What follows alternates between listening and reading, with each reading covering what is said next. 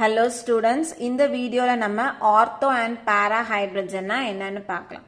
So எந்த ஆட்டம் நம்ம எடுத்துக்கிட்டாலும் அந்த ஆட்டம்ல நியூக்ளியஸ் இருக்கும். அந்த நியூக்ளியஸை சுற்றி ஆர்பிட்ஸ் இருக்கும். ஸோ அந்த ஆர்பிட்ஸில் வந்து எலக்ட்ரான்ஸ் ரிவால்வ் ஆகி வரும். ஸோ ஒவ்வொரு ஆட்டம்ல இருக்கக்கூடிய நியூக்ளியஸுக்கும் தனியாக வந்து ஸ்பின் இருக்கும். ஸோ நம்ம அந்த ஸ்பின் பார்த்தோம் அப்படின்னா, இப்போ இது வந்து ஒரு நியூக்ளியஸ் அப்படின்னா இந்த ஸ்பின் எப்போவுமே வந்து நம்ம ஸ்பின் வந்து ரெண்டு டைரக்ஷன்ல சொல்லலாம். ஒன்று வந்து கிளாக் வைஸ் டைரக்ஷன், இன்னொன்று வந்துட்டு anticlockwise direction. So இது வந்து ஸ்பின் ஆக்சிஸ் அப்படின்னா இந்த நியூக்ளியஸ்னுடைய ஸ்பின்னு இந்த டைரக்ஷன்ல இருக்கலாம். ஸோ இப்படி இப்படி சுற்றி வரலாம். அல்லது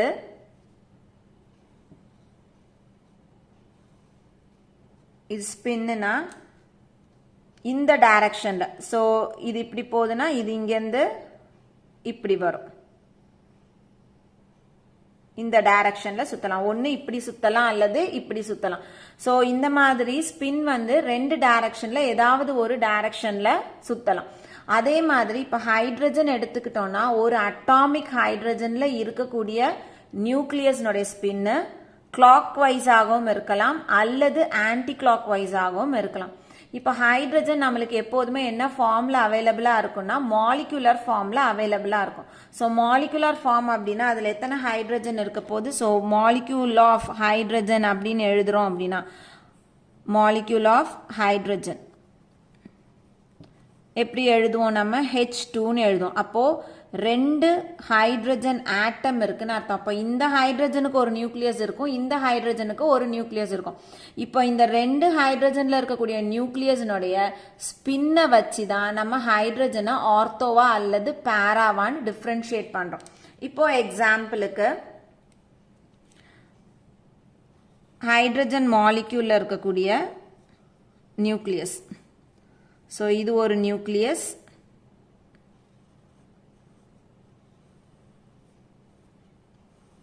இது ஒரு நியூக்ளியஸ். இப்போ இந்த ரெண்டு நியூக்ளியஸ்னுடைய ஸ்பின்னும் ஒரே டைரக்ஷன்ல இருக்கு. இதுவும் இந்த டைரக்ஷன்ல சுத்துது, இதுவும் இந்த டைரக்ஷன். ஸோ இந்த டைரக்ஷனை நம்ம கிளாக் வைஸ் அப்படின்னு எடுத்துக்கிட்டோம்னா இதுவும் கிளாக் வைஸ்ல சுத்துது, இதுவும் கிளாக் வைஸ் டைரக்ஷன்ல சுத்துச்சுன்னா அந்த ஹைட்ரஜனை நம்ம ஆர்த்தோ ஹைட்ரஜன் அப்படின்னு சொல்றோம். ஸோ ஆர்த்தோ ஹைட்ரஜன் அப்படின்றது spin off the two nuclei are in the same direction. So இந்த படத்தை இப்படியும் போடலாம் அல்லது புக்கில் கொடுத்துருக்க மாதிரி ஒரு ஆக்சிஸ் மேல் நோக்கி ஒரு ஆக்சிஸ் இதுவும் மேல் நோக்கி இருந்ததுன்னா டைரக்ஷன் எப்படி இருக்குதுன்னு அர்த்தம், ஒரே டைரக்ஷன்ல இருக்குதுன்னு அர்த்தம். அது வந்துட்டு ஆர்த்தோ ஹைட்ரஜன். இப்போ ரெண்டு நியூக்ளியஸ் இருக்கு, இது ஒரு நியூக்ளியஸ், இது ஒரு நியூக்ளியஸ். இது அதனுடைய ஸ்பின்னு, இது இதனுடைய spin axis.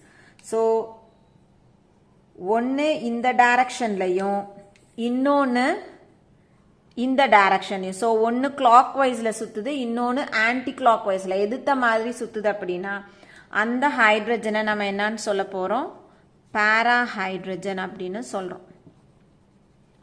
So para hydrogen அப்படின்னா spin of the two nuclei, spin of the two nuclei are in opposite direction.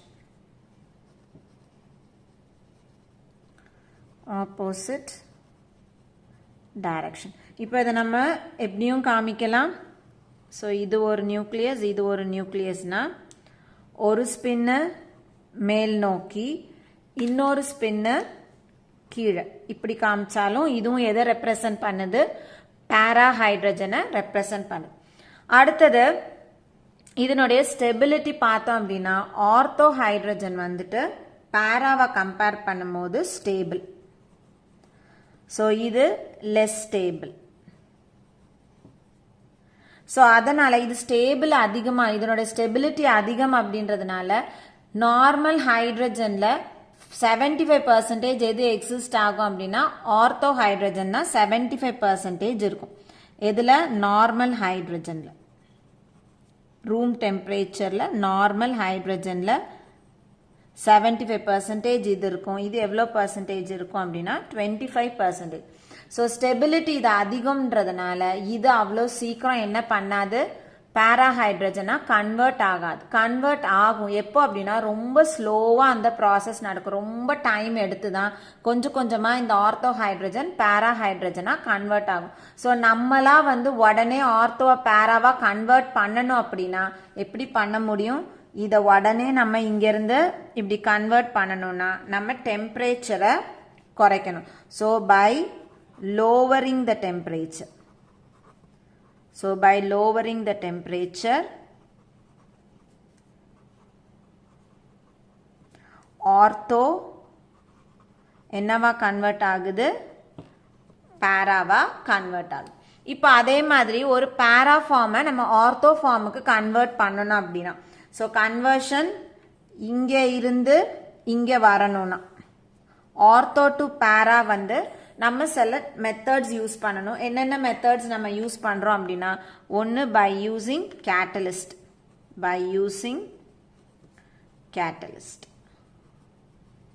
So என்னென்ன கேட்டலிஸ்ட் யூஸ் பண்ணலாம் அப்படின்னா, பிளாட்டினம் ஆர் அயன். ஸோ இந்த கேட்டலிஸ்ட்டை யூஸ் பண்ணணும் அப்படின்னா பேராஹைட்ரஜனை ஆர்த்தோ ஹைட்ரஜனா கன்வெர்ட் பண்ணலாம். அதே மாதிரி by passing electric discharge. So current pass பண்ணும் பொழுதும் நம்ம என்ன பண்ண முடியும் அப்படின்னா பேராவை ஆர்த்தோவா கன்வெர்ட் பண்ணலாம். By heating above 80 degree Celsius அல்லது by mixing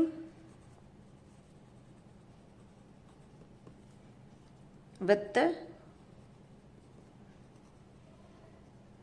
paramagnetic molecules such as oxygen, nitric oxide, nitrogen dioxide, or with atomic hydrogen.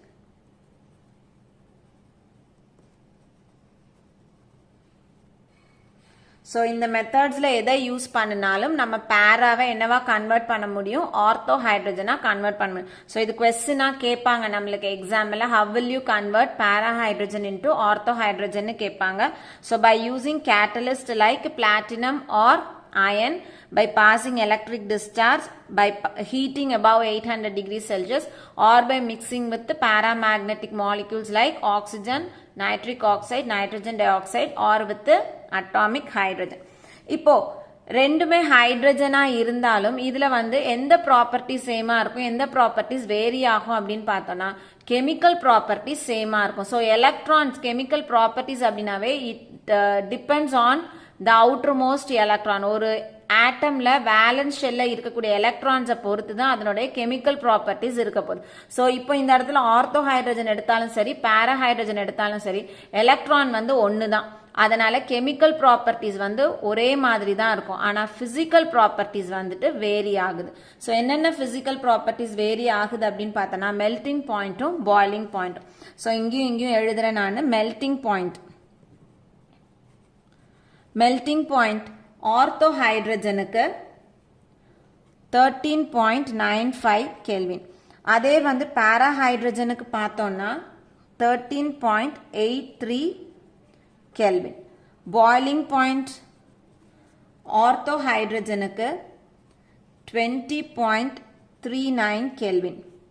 பேரா ஹைட்ரஜனுக்கு பாய்லிங் பாயிண்ட் 20.26 கெல்வின். ஸோ பேராவை கம்பேர் பண்ணும்பொழுது மெல்டிங் பாயிண்ட்டும் பாய்லிங் பாயிண்ட்டும் ஆர்த்தோ ஹைட்ரஜனுக்கு எப்படி இருக்குது, அதிகமாக இருக்கு. அடுத்தது மேக்னெட்டிக் மொமெண்ட் நம்ம பார்க்கணும். So magnetic moment value para hydrogen எடுத்துக்கிட்டோம்னா அதுக்கு ஜீரோன்னு இருக்கும். ஏன் ஜீரோன்னு வருது? ரெண்டு நியூக்ளியஸும் டிஃப்ரெண்ட் டைரக்ஷன்ல ஸ்பின் ஆகுறதுனால ஒரு ஸ்பின் இன்னொரு ஸ்பின்னை என்ன பண்ணிடுது? கேன்சல் பண்ணிடுது. அதனால ஒரு எக்ஸ்டர்னல் மேக்னெட்டிக் ஃபீல்டுக்குள்ள நம்ம வைக்கும் பொழுது அது வந்து ஒரு மேக்னெட் அந்த இன்டியூஸ் பண்ணாது. சின்னதா ஒரு மேக்னெட்டிக் ஃபீல்டு வந்து இன்டியூஸ் ஆகும். அந்த மேக்னெட்டிக் ஃபீல்டு என்ன ஆகாது? இன்டியூஸ் ஆகாது. அதனால வேல்யூ எப்படி இருக்குது? ஜீரோவா இருக்கு. இங்க வரும் பொழுது ஆர்த்தோ அப்படி கிடையாது. ரெண்டுமே வந்து ஒரே டைரக்ஷன்ல அந்த ஸ்பின் இருக்கிறதுனால இதனுக்கு மேக்னெட்டிக் மொமெண்ட் வேல்யூ நம்மளுக்கு கிடைக்கும். அந்த மேக்னெட்டிக் மொமெண்ட் வேல்யூ எவ்வளோ இருக்கும் அப்படின்னா ஒரு புரோட்டானுடைய மேக்னெட்டிக் மொமெண்ட் வேல்யூ எவ்வளவோ அதுல ட்வைஸ் த வேல்யூ நம்மளுக்கு இருக்கும். ஸோ எக்ஸாம்பிளுக்கு நம்மளுக்கு புரோட்டானுக்கு மேக்னெட்டிக் மொமெண்ட் எக்ஸ் அப்படின்னா இந்த இடத்துல நம்மளுக்கு பேரா ஹைட்ரஜனுடைய மேக்னெட்டிக் மொமெண்ட் 2x நம்மளுக்கு கிடைக்கும். புரோட்டான் வேல்யூ விட ட்வைஸ் த வேல்யூ நம்மளுக்கு கிடைக்கும். ஸோ இந்த இடத்துல twice the value of proton, twice the value of proton. So இப்போ இந்த ஆர்த்தோ பேரா ஹைட்ரஜன்ல நம்ம என்னெல்லாம் பார்த்துருக்கோம் அப்படின்னா ஆர்த்தோ ஹைட்ரஜனா என்ன, பேரா ஹைட்ரஜனா என்னன்னு பார்த்துருக்கோம். அதுக்கப்புறம் கிட்டத்தட்ட ரெண்டுத்துக்குமான டிஃப்ரென்ஸ் நம்ம பார்த்துருக்கோம். எது ஸ்டேபிள், எது லெஸ் ஸ்டேபிள், எது எவ்வளோ பர்சன்டேஜில் இருக்கும். நார்மல் ஹைட்ரஜனில் ஆர்த்தோ 75%லையும் பேரா 25%லையும் இருக்கும். அதே மாதிரி ஆர்த்தோவை எப்படி பேராவா கன்வெர்ட் பண்ணுறது, பேராவை எப்படி ஆர்த்தோவா கன்வெர்ட் பண்ணுறது எல்லாமே வந்துட்டு பார்த்துருக்கோம். ஸோ இதுலேருந்து பார்த்தோம்னா ஆர்த்தோ பேரா ஹைட்ரஜன் டெஃபினிஷன் வந்து 3 மார்க்ஸில் கேட்கலாம். அதே மாதிரி இந்த question how will you convert para hydrogen into ortho hydrogen தனியா வந்து 3 மார்க்ஸ்ல கேட்கலாம். டிஃபரன்ஸ் பிட்வீன் ஆர்த்தோ அண்ட் பேரா ஹைட்ரஜன் 3 மார்க்ஸ்ல கேட்கலாம். ஸோ ரொம்ப முக்கியமான ஒரு டாபிக், எல்லாருக்கும் புரிஞ்சிருக்கும்னு நினைக்கிறேன். தேங்க்யூ.